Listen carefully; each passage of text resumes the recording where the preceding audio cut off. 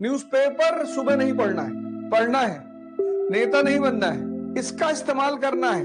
यहां से पढ़ना है और यहां पर पिक्चर बनानी है, रटना है, तथ्यों को याद करना है। बिल्कुल नहीं। हर व्यक्ति से हमें सीखना है, उनसे रिश्तेदारी नहीं करनी है। टुमारो इज अ स्कैम, कल होता ही नहीं। ये लाइन बहुत इंपॉर्टेंट है।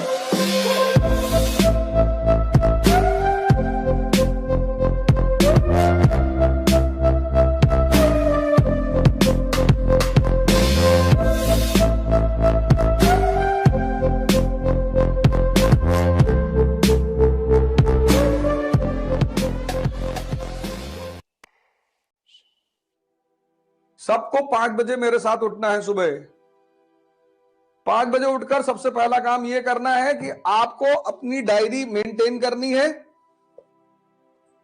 एक डायरी बनानी है और आज दिन भर का शेड्यूल नोट डाउन करना है। क्या करना है, कैसे करना है, यह डायरी में आपको नोट करना है। पूरा शेड्यूल, शेड्यूल के बाहर नहीं जाना है। आपके शेड्यूल में घूमना है, आपको घूमने जाना है। ऐसा भी नहीं है अपने शेड्यूल को आज का, टुमारो इज अ स्कैम, कल होता ही नहीं, आज करो। आज छोटा शेड्यूल बनाना है। 5 घंटा पढ़ेंगे, 6 घंटे पढ़ेंगे, इससे ज्यादा का नहीं बनाना है। उससे ज्यादा पढ़ ले जाते हैं, बहुत अच्छी बात है। हर 1 घंटे के बाद अपने टेबल पर नैप लेंगे और 7 बजे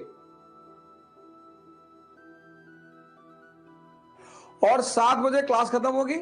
सभी लोग अपने माँ बाप को चरण स्पर्श करेंगे। जिनके माँ बाप उनसे दूर रह रहे हैं वो उनको फोन करेंगे। डेली माँ बाप का आशीर्वाद लेना, ये सारा खेल आशीर्वाद का है। फिर आप जिस भी धर्म को मानने वाले हैं, जैसे मैं गीता पढ़ता हूं, न्यूज़पेपर सुबह नहीं पढ़ना है, छूना ही नहीं। दिन की शुरुआत एक पॉजिटिव थॉट से करनी, पॉजिटिव विचार से। एक श्लोक, एक पारा, एक पैराग्राफ, बस उस थॉट को दिन भर दिमाग में रखना है। कोई भी एक। मैं यथार्थ गीता पढ़ता हूं, आप बाइबल पढ़िए, कुरान पढ़िए, आदि ग्रंथ पढ़िए, जो भी आपका धर्म ग्रंथ है, जो भी आपका धर्म ग्रंथ है। तो आज का शेड्यूल बनाना है, पूरे दिन का शेड्यूल के हिसाब से ही काम करना है। डायरी हमेशा साथ में रखना है, वो चेक करना है कि ये मेरा शेड्यूल है कि नहीं। घूमने का शेड्यूल है तो घूमने जाना है। छोटा शेड्यूल बनाना है, बड़ा कर ले जाते हैं तो बहुत अच्छा है, पर बड़ा करके छोटा नहीं कर पाएंगे तो डिप्रेशन पैदा होता है। ऐसा कोई काम नहीं करना है। यह पहला चैप्टर है, 18वीं शताब्दी का भारत, 18th सेंचुरी इंडिया। और इस शताब्दी में जो सबसे बड़ी घटना घटी वो ये थी कि भारत गुलाम बना, स्लेव। अब आप पढ़ते हैं रटने के लिए, इसीलिए तो बहुत सारी परीक्षाओं में आपका सिलेक्शन नहीं हो रहा है। पहली अप्रोच ही गलत है। रटना है, तथ्यों को याद करना है, बिल्कुल नहीं। सब पूरे चैप्टर को समझना है और तथ्यों की प्रैक्टिस करनी है। तो 18वीं शताब्दी की जो सबसे बड़ी घटना थी वो थी कि भारत गुलाम बना। 1757 और 1764, और यहीं से भारत में अंग्रेजी हुकूमत की शुरुआत। लेकिन यह गुलाम कैसे बना? कोई भी व्यक्ति या राष्ट्र गुलाम तभी बनता है जब वो कमजोर होता है। यह लाइन बहुत इंपॉर्टेंट है। कोई भी व्यक्ति या राष्ट्र गुलाम तभी बनता है जब वो कमजोर होता है। तो ये जो पहला चैप्टर है, अब जो भी चैप्टर हम पढ़ेंगे उसका पहले थीम निकाल लेंगे कि इस चैप्टर का थीम क्या है। इस चैप्टर को पढ़ने के बाद कौन सी पिक्चर बनेगी मेरे मन में, इसका इस्तेमाल करना है। यहां से पढ़ना है और यहां पर पिक्चर बनानी है। तो 18वीं शताब्दी का जब ये भारत का चैप्टर खत्म होगा तो हमारे सामने एक पिक्चर होगी। कि भारत की राजनीतिक दशा कैसी थी, पॉलिटिकल सिचुएशन, भारत की आर्थिक दशा कैसी थी, इकोनॉमिक कंडीशन, भारत की सामाजिक दशा कैसी थी, सोशल कंडीशन, भारत का कल्चर कैसे था, कब, 18वीं शताब्दी में, 18th सेंचुरी में।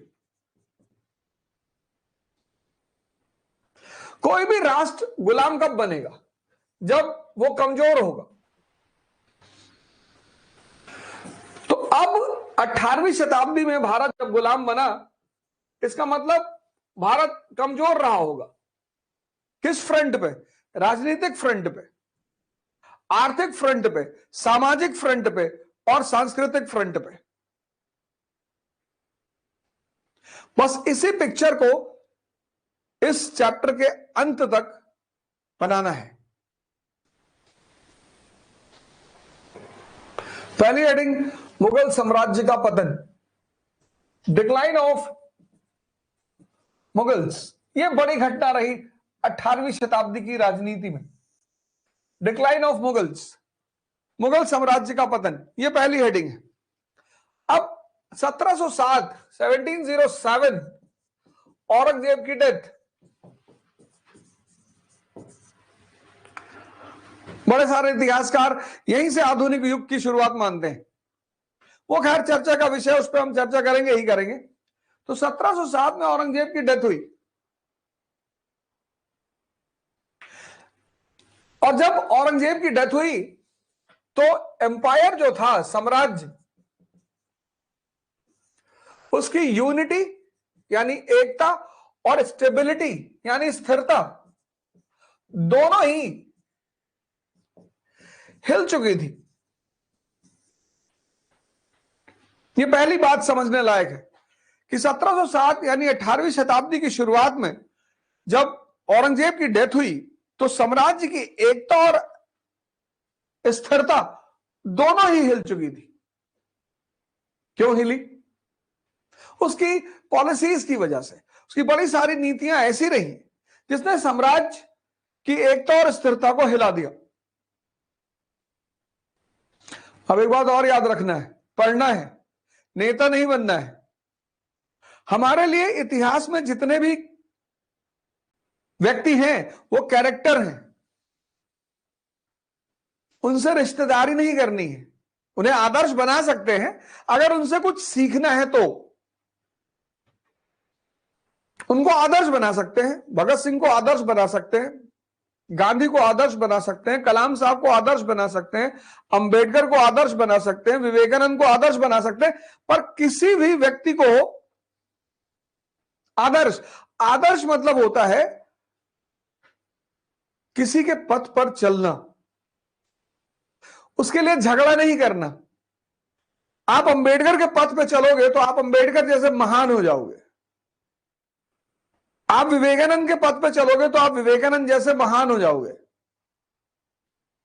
बस इतना ही रोल होता है आदर्शों का कि आपने उनकी उंगली पकड़ ली और उनके रास्ते पर आप चलते रहे, तो जहां तक वो पहुंचे उसी रास्ते पर चलकर आप भी वहीं पहुंचेंगे। हर व्यक्ति से हमें सीखना है। इतिहास एक ऐसा विषय है जो दो वर्गों के बारे में लिखा जाता है। एक शाही वर्ग के लिए, क्योंकि उन्हें इतिहास से सीखना होता है। एक आम आदमी के लिए, क्योंकि उन्हें इतिहास से लड़ना होता है। समझना है इस बात को?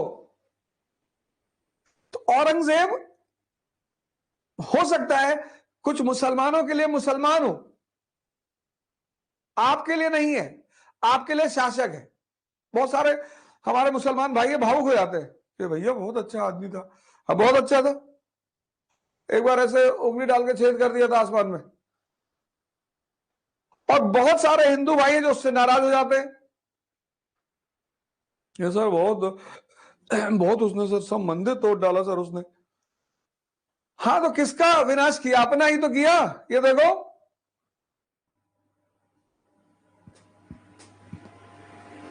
तो हमारे लिए औरंगजेब क्या है? कैरेक्टर है। हम उससे सीखेंगे। अगर आप उसको मुसलमान के रूप में देखोगे तो आप उसकी गलतियां मिस कर जाओगे, अगर आप उसको हिंदू के रूप में देखोगे तो आप उसकी उपलब्धियां मिस कर जाओगे। और आपको सीखना है।